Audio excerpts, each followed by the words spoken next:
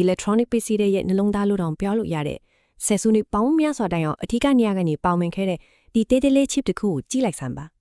ပုံစံကတော့ရိုးရှင်းပေမဲ့သူ့မှာအမခံဆန်းဆောင်ရည်တွေအပြည့်ပဲဟုတ်ပါတယ်ဒါကတော့555 timer IC ပါပဲကဲသူ့ရဲ့လျှို့ချယ်ဒီကိုအတူအဖို့ထုတ်ကြည့်ကြရအောင်ဒီ chip ကလေးအပျော်တမ်းဝါသနာရှင်တွေအတွေ့အကြုံကျွမ်းကျင် engineer တွေအတွက်ပါတကယ့်ကိုတန်တာရလီပစ္စည်းတစ်ခုပါ Forest Mims ရဲ့နာမည်ကြီး Engineers Mini Notebook ထဲမှာသူ့ရဲ့ခန္ဓာဝင်ပုံစံကိုတွေ့ယုံနေကိုသူ့ရဲ့အရေးပါမှုကိုဘယ်လောက်ထိရှိလဲဆိုတာခံမှန်းလို့ရပါတယ်ဆိုတော့အဓိကမိခွဲရတာပါပဲပင်ရှိခုပဲပါတဲ့ဒီရိုးရိုးရှင်းရှင်း chip လေးကဘာလို့များဒီလောက်တောင်ထူးခြားပြီးခက်အဆက်ဆက်အသုံးသွင်းကြနေရတာလဲအဖေကဘာဖြစ်မလဲအတူတူရှာကြည့်ကြရအောင်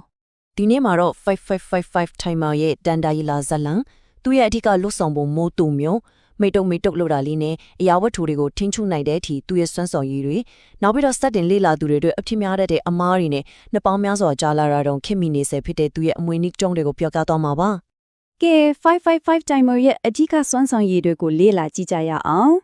လူတယောက်မှာစရိုက်အမျိုးမျိုးရှိတယ်လို့ပေါ့ဒီ chip မှာလည်းသူ့ရဲ့မတူညီတဲ့ကိုပိုင်ဟန်၃မျိုးတနည်းအားဖြင့်လွတ်ဆောင်ပုံမှု၃မျိုးရှိပါတယ်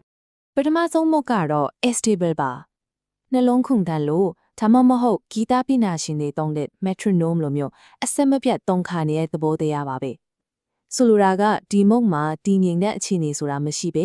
high နဲ့ low ကြားမှာအမြဲတမ်းပြောင်းလဲနေတာပါဒီမှာပြထားတဲ့ Forest Mims ရဲ့လက်နဲ့ဆွဲထားတဲ့ schematic ပုံကတော့ stable circuit ရဲ့ဂန္ဓဝင် design ပါပဲLED မီးလုံးတွေကိုမိတ်တုပ်ဖြစ်စေချင်တာပဲဖြစ်ဖြစ်တခြား digital circuit တွေအတွက် clock pulse တစ်ခုဖန်တီးချင်တာပဲဖြစ်ဖြစ်ဒီ circuit ကအခြေခံအကြဆုံးနဲ့အသုံးဝင်ဆုံးပါပဲကဲ stable mode ကိုလက်တွေ့မှာဘယ်လိုအသုံးချနိုင်မလဲရဲကားမီးလို့ LED မီးတွေမိတ်တုပ်လုပ်တာဘဇားတွေနဲ့ speaker တွေကနေအတန်တွေထုတ်လုပ်တာတခြား digital circuit တွေအတွက် clock pulse တွေဖန်တီးတာမော်တာတွေကိုအဖွင့်အပိတ်အကြိမ်ကြိမ်လုပ်တာတွေမှာသုံးနိုင်ပါတယ်ဟုတ်ပြီဒုတိယမှုကတော့ monostable ပါဒါကတော့မိဖို့ချောင်မှာသုံးတဲ့ timer လို့ပါပဲခလုတ်တစ်ချက်နစ်လိုက်ရင်တတ်မှတ်ထားတဲ့အချိန်တစ်ခုအထိအလုပ်လုပ်ပြီးရက်သွားတဲ့တစ်ချိန်သုံးတဘာဝရှိပါတယ်ဒီ monostable schematic ပုံကိုကြည့်လိုက်ပါ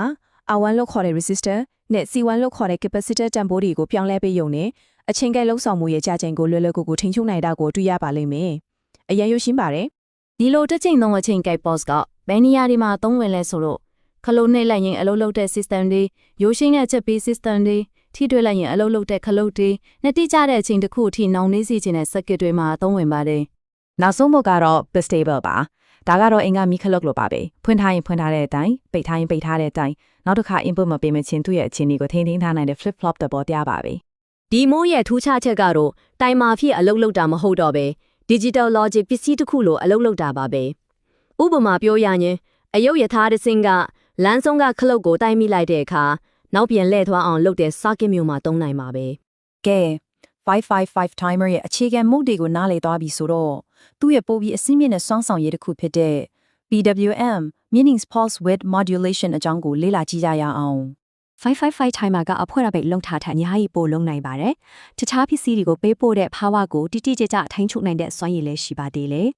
PWM ဆိုတာပါလေဆိုတော့ power ကိုအမြန်ဖွင့်အပိတ်လုပ်ခြင်းအပြင်ပစ္စည်းတစ်ခုစီပေးပို့တဲ့ပြင်းပြ power ကိုထိန်းချုပ်တဲ့နည်းလမ်းမှာဖွင့်ထားတဲ့အချိန်နဲ့ပိတ်ထားတဲ့အချိန်အချို့ဒါကို duty cycle လို့ခေါ်တယ်။အဲ့ဒါကိုပြောင်းလဲခြင်းအပြင် LED မီးကိုအလင်းမှွင့်တာမော်တာအမြန်နှုန်းကိုပြောင်းလဲတာလို့မို့ analog စံနဲ့ထိန်းချုပ်မှုတွေကိုလုပ်ဆောင်နိုင်ပါတယ်။ငါမှာ PWM circuit မှာ potentiometer လို့ face တစ်ခုကိုသုံးပြီး duty cycle ကိုလဲကူပြောင်းလဲနိုင်ပါတယ်။ potentiometer ကိုလှည့်လိုက်တာနဲ့ LED strip ရဲ့အလင်းမောင်ဒါမှမဟုတ်မော်တာရဲ့အညံလုံးကိုချောမွေ့ထိန်းချုပ်နိုင်မှာဖြစ်ပါတယ်ဟုတ်ပြီ555 timer နဲ့စတင်စမ်းသပ်တဲ့အခါအဖြစ်များတဲ့အမားတွေရှိတတ်ပါတယ်အခုတော့ဒီအမားတွေကိုဘယ်လိုရှောင်ရှားပြီးကိုယ့်ရဲ့ project ကိုအောင်ငင်ကောင်လုပ်မလဲဆိုတာလေ့လာကြည့်ကြရအောင်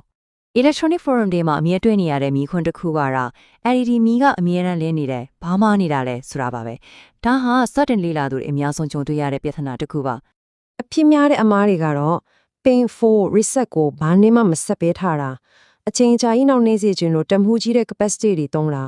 potentiometer ကို pin 7နဲ့မာယွင်းစွာဆက်ပွယ်တာ PNP transistor ကိုမာယွင်းစွာအသုံးပြုတာတွေပါပဲ